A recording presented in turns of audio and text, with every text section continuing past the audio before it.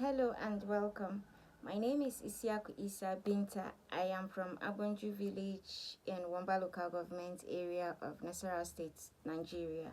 I don't know why I'm telling you all that now, but yeah, that's where I'm from. So, today is Thursday, and what are Thursdays known for? Thrilling true crimes, right? If you said that, you got it. Yeah, before I go further, I have to give a little disclaimer. You know how we do. Yeah, this video is not for children 18 and up only, right? And then viewers discretion is advised because of the sensitive nature of some of the terms, terminologies we'll be using here. you know be discreet whilst watching it, okay? Yeah, and then I also use just public records to make this video. Like, it's available to all general population, so if you want to dabble into it, whatever, please be my guest, Google, right?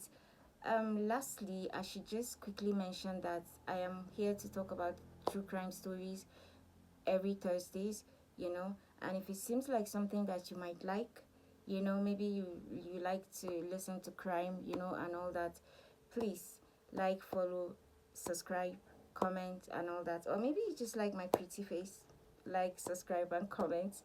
Yeah, so let's get into the video.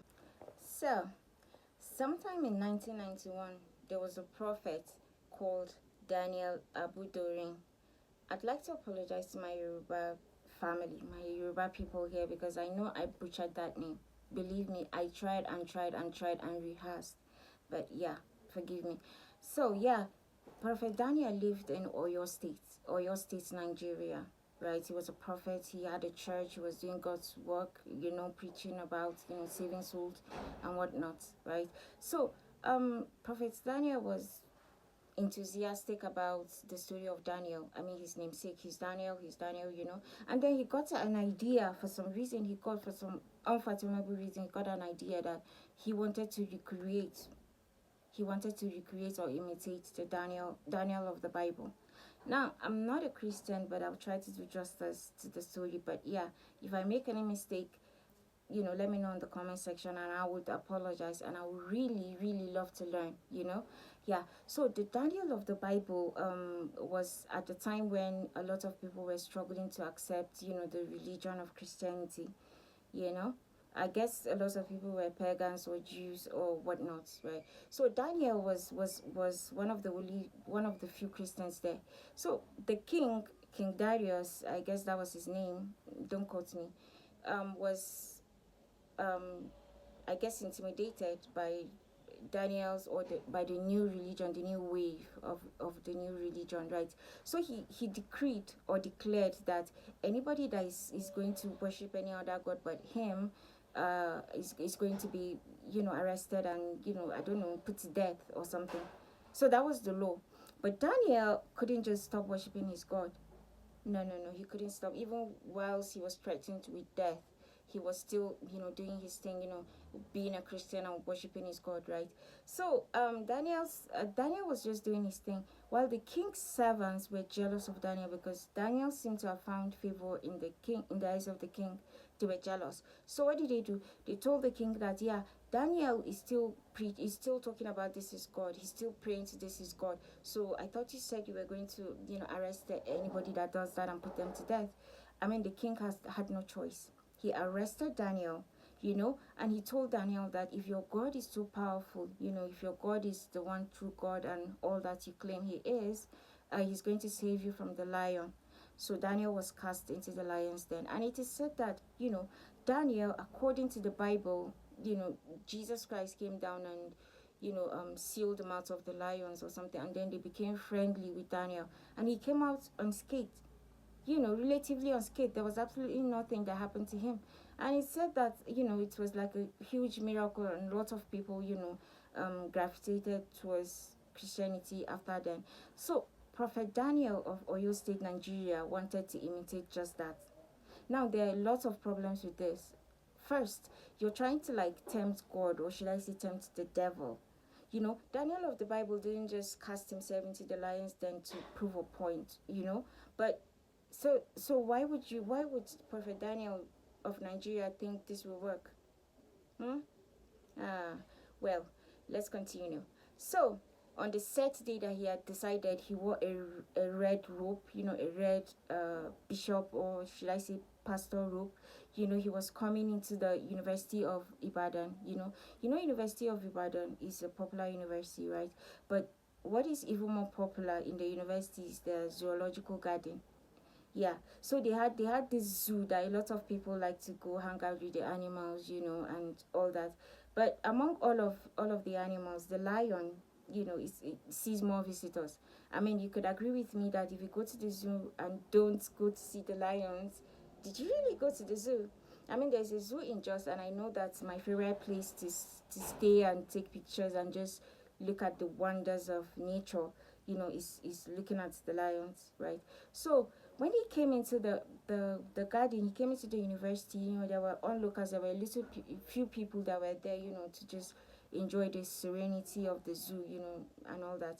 So he went to the officials. By the way, he came with some of his church members.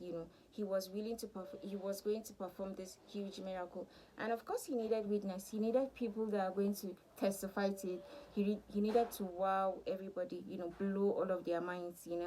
So he met the officials of that said garden, zoo, and he was telling them that I need to get into the lion's den. Hmm. All of them were looking at him as if he's crazy. They were like, no, we can't let you do that. Why would you want to do that? He tried and tried to convince them. He was like, yes, I'm anointed. God has already told me that if I do this, nothing is going to happen to me. I need to prove to all of these people that, my God is real and all that. And that is pride. That is pride, you know. And pride goes before a fall, so they say. So finally he found somebody, one of the officials, that he could cajole into agreeing. Maybe he bribed him, maybe he cajoled him, I don't really know. But yeah, one of the officials allowed Daniel to go into the lion's den. So Daniel came. He told all of his followers to gather around. They gathered around. Onlookers, everybody was petrified and flabbergasted. They were their mouths gaping open. Looking at this thing. It was a scary thing to see. Because you're going into the lion's den. Normally, people run away from the lion's den. You know. Well, Prophet Daniel, he was walking, majestically into the lion's den, with the dignity of an archbishop or a pope. He had something to prove. So as soon as he entered the den, he began to pray, speaking in tongues. He began to pray. And then the lions were retreating. And I'll tell you this, predators don't just pounce on their prey. They stick around, size you up, see what you're about, see how to attack you, see, all that, right? So he thought that his prayers was working, and that was why they were retreating. Guess what he did? He ventured further and further into the lion's den, because yeah, my prayers are working, and everybody's looking at it, looking at me with so much awe. He was just, he was enjoying his 5 minutes of pain, his spotlight. It didn't last for long, of course. Now the lions pounced on him. They pounced on him. They mutilated him to death, to the horror of his followers and some of the onlookers, that were independent people that were at the zoo. Everybody was shouting, was terrorized for him. As soon as that happened, Prophet Daniel threw away his Bible and was scrambling to get out. He was crying and shouting, help, help, help. But there was nobody that could help him. I mean, who is going to put his life on the line for you because you were trying to prove a point? Nobody.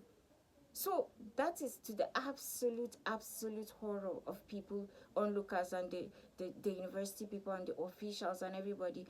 They had to watch. They had to watch until Prophet Daniel, was mauled to death. Now this is a very I don't know, awkward story for me to tell, because it's hard for me to feel too bad about it, because it seems like Prophet Daniel wanted to unalive himself. I mean, what do you mean that you want to prove to people that you're the chosen one, so you want to come and get inside the lion's den and all that? I mean, I don't think God works that way. This is so I don't know what to call this story, because usually it's somebody else that is trying to unalive somebody, for I don't know, for greed, for the pride, for jealousy, for money, and all that. But this time around, this is different. this is different, right? Well, this story is relatively short, but yeah, I need you to tell me what it is that you think about it. Do you think that Prophet Daniel was too prideful, and that is why, his so-called miracle didn't work? Or did you think, I mean, what do you think? Let me know. Let me know. But please be respectful. When it comes to religion, people in Nigeria, you know we all know that. So yeah, so let's try and be respectful of each other's religion, so we don't cause any problems. Terms and conditions of Facebook and YouTube do not allow for violence and discrimination and all that. Okay. So since you got this far, please do me well to like, subscribe, follow, on YouTube and on Facebook. I know I'm emphasizing on this and it's getting pretty boring, but it will mean a lot to me, you know. Yeah. So I'd like to give my special thanks to my family, because without them I would not be able to do this. They are practically the ones sponsoring this, so I will not get tired of saying thank you, you know. And yeah, so yesterday I asked you guys to guess what we'll be talking about today. Did you guess it? If you got it, do let me know in the comment section, and if you didn't guess it, do let me know as well. Yeah. So I'm going to see you on the next video. Please, I need you to understand that this channel, this video means a lot to me. So if I come up here every Thursday and I see the same things and I say like, subscribe and follow, and I see all that, don't get bored, because it will really mean a lot to me, and it is free. So let's grow together. I mean, wouldn't you want to support a girl before she gets famous, or you only follow famous people? Hmm? Anyways, thank you very much for watching, and I'll see you on the next one. Bye.